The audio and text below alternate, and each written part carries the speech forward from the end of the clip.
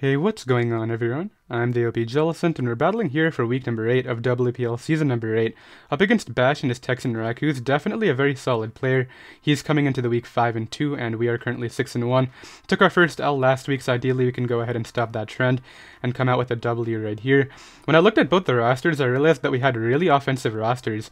My only real pivots are like my Fortress and Wheezing, and his only real bulk was the Necrozma and potentially like a Fizdef Silvally, or a defensive Silvally in general, so I knew that the match was going to be a lot about speed control and gaining momentum throughout the course of the game, and because of that I have a lot of ways to maintain speed control right here, as well as a lot of U-turn and Volt Switchers on this team. I actually have 3 between Torn, Diggersby, and Fortress right here, but let's go ahead and get right into team preview.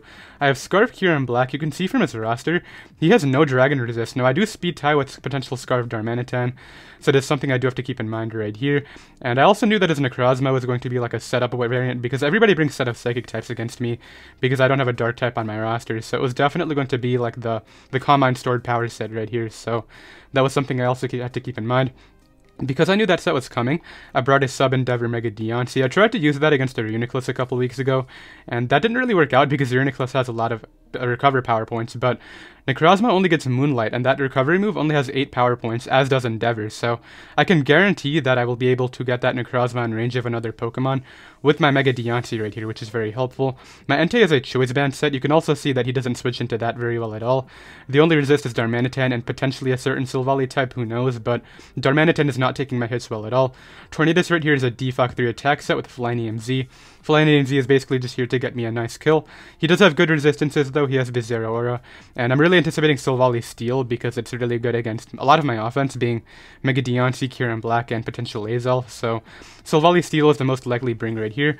Choice Scarf Diggersby, my second choice Scarfer. Unfortunately, that doesn't outspeed Absolute Max Speed Zero Aura, so that's something I do have to keep in mind if he runs like close combat. And then finally, just a Pivot Fortress right here with a Volt Switch, and it is my Stealth Rocker for the team. So the real game plan right here is just to get up my Azards early, and then go ahead and go for the end game with Scarf Kieran Black right here, clicking Outrage. So let's go ahead and hop right in and see what went down. He leads off here with Darmanitan. I'll lead Fortress. I do have Oka Berry counter. Now the Oka Berry is not going to matter at all here, but in case he was bad and clicked Flare Blitz right away, I made the safe play right here and just went for counter. He is good and goes for U-turn, recognizing that I do have Sturdy and can counter him down. I go for the counter anyway. Doesn't do a ton right here, as I can use my Torn as a pivot. Was really anticipating hazards like Spikes or T-Specs to go up first, not really the Stun Spore or Sleep Powders, so I decided to go ahead and go Torn initially, as he's going to go ahead and go Rosary right here and get up that T-Spec, which I was anticipating. I make a little bit of an impulse decision right here and go right for the Flying EMZ. I should have defogged this turn, but I wasn't really thinking it through, and I ended up doing 36%. Now, this Silvally is Rock type, so that means it is not a Dragon Resist, so my Kieran Black is going to have a ton of fun with Outrage this game, especially if I do get my Rocks up, which obviously I do want to do as soon as possible. So I'm going to go ahead and U-turn right back here into my Fortress, anticipating the Parting Shot to come out. Not really the Fire type attack, as that is what he goes for, and he's going to go ahead and bring in his Roserade right here. Now, I do have the Oka Berry on this Fortress, as I mentioned, so I really did not fear the Technician HP Fire at all, knowing that I can take it, and I just want my Rocks up. So he does go for the Stun Spore right here, unfortunately lands it, but I do thankfully get my Rocks up this next turn, which is great. And yeah, I guess he anticipated my Torn to come back out as the pivot again, but I just wanted my hazards up. I'm able to go ahead and take this hit, but unfortunately, as you guys are going to see, he ends up getting the full para, which actually really stinks, because when you have a matchup as offensive as this one, every sack counts, and I did go for the Volt Switch right there, so now I'm basically forced to sack off my Fortress in this scenario, whereas I could have kept it as sack fodder rather than sacking off something else. So yeah, it's going to go ahead and go down this next turn to the HP Fire, which is definitely unfortunate for sure, but I can go ahead and bring out Scarf Diggersby. At this point, he doesn't really have a switch in, so he just sacks off the Roserade right here. I do reveal my Choice Scarf unless he didn't have speed investment for this thing, so he basically knows my item at this point. He's going to go ahead and bring out his Darmanitan. Now, you may find this next play questionable, given that he doesn't really have a ground resistance Pokemon at all. I figured that between this thing being poisoned and he has Pokemon that can go down and outspeed me, between priority on this thing, Zero, or if it's Absolute Max, can go down and outspeed me. I just have to stand right here and just bank off him choking and going for the U-turn, but he makes the smart play and goes for Flare Blitz.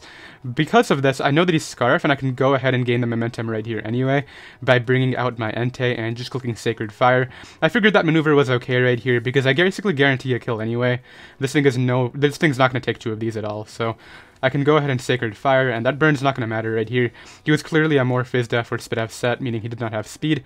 I can go down outspeed this turn and knock knock him out, and he's going to go ahead and bring out his Omega Lopunny right here. So this is where that sack with Fortress really ends up mattering, because I cannot defog right here. You guys will see that my plan against the setup Necrozma was actually to go ahead and use that Sub Endeavor Mega Deontay, but because he has the T-Spike up right now, I actually cannot use that reliably right here, so I decided to go ahead and go out into my Torn right here, maybe hoping that with my HP investment I can go ahead and take a high jump kick into a return right here.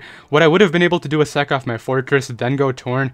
If for whatever reason he stayed on Torn, I would have been able to defog anyway, and then my Mega Deontay would have guaranteed beaten that Necrozma, but now Necrozma is just a giant threat if I can't get the defog off right here, which as you guys are going to see, he goes for the high jump kick, follows that up with a nice return right here, and I am not able to go ahead and get that defog off. So I'm really in the back right now, and I gotta make sure that I can go ahead and somehow use my Mega Deontay to wear down that Necrozma. Basically, I gotta hope he chokes away the Necrozma sweep at this point, because I was not able to get that defog off. So I bring out Scarf Kieran Black right here. I know that because I showed Scarf Diggersby, he might get thrown off, and I'm able to go ahead and knock out the Mega Lopunny with a nice Choice Scarf Outrage right there. And out comes this Necrozma, and this is that threat right here. I'm going to go ahead and Outrage it for a clean 51. He's going to go ahead and set up that Iron Defense, so I knew the set was coming all along. And as you guys are going to see right here, I do get the 3-turn Outrage, which is going to end up mattering a lot, because he's going to go ahead and Moonlight this next turn. However, as you guys are going to see, he's actually going to mess up right here. What he should have done this turn was go for the Calm Mind to guarantee that he could go ahead and take on my Mega Deontay, but he actually ends up going for the second Iron Defense. Now, had he actually gone for had I not gotten the 3-turn Outrage, this would not have mattered at all. I could have gone out into Mega Deontay the turn before as he Moonlighted, but unfortunately, I kind of have to bank off his choke, which he did choke right here, because Modest Mega Deontay is way too strong against this Pokemon. 50% right here, even with that Calm Mind, he's not going to be able to take the next one, and we are thankfully able to go ahead and overcome this Necrozma right here. So yeah, definitely a lot of the hacks basically made it so that I had to rely on his choke against that Necrozma. I wasn't able to get my defog off, and I got the 3-turn Outrage, so I wouldn't say I deserved the choke because it was really on his part, but I definitely should have been able to beat that with Sub Endeavor right here. He's going to go ahead and bring out his Darmanitan this next turn. I'm just going to stand, scout what attack he wants to lock itself into. He's going to go ahead and go right for the Earthquake. I can go Kieran Black knowing it takes an Earthquake, but if he crits me, I actually lose the game because I cannot OHKO the Zeraora with extreme speed, so I figured that just going Entei right here and guaranteeing the kill with extreme speed is my better option. I could have preserved the 2-0, but the 1-0 is totally cool with me right here. He's going to go ahead and bring out the Zeraora. Even if he's Choice Scarf Close Combat, which would knock out my Kyurem, it doesn't knock out my Entei even in combination with the T-Spike, so I'm totally fine right here to just go ahead and stand in extreme speed, as he does reveal to go ahead and be Life Orb, as you guys are going to see. Life Orb Plasma Fist does come out, but I can go ahead and bring out my Kyurem Black this final turn, and we will be able to go ahead and seal up the game with a nice Choice Scarf Dragon Claw, and that is going to be GG right here. So the speed control definitely came into play. Double Scarfers were a big part of this game right here. I was able to go ahead and pressure the Roserade, the Darmanitan. He actually told me that his Darmanitan was Adamant Scarf, so Kyurem Black would have guaranteed outsped that anyway. So had I gone Kyurem Black, I could have preserved the 2-0, but we don't risk those right here. I really did not want to get hacked out this week, so decided to go ahead and take the safe 1-0 win right here, and it was able to go ahead and work out. So I did hope you all enjoyed. Next week, I believe I battle Orion in his Pittsburgh Steelers. This win did actually secure me a playoff spot. We are 7-1 now. Even if I would lose out all my games and go 7-5, we are still in playoffs, so that's definitely very cool. And I'll see you next week. Later.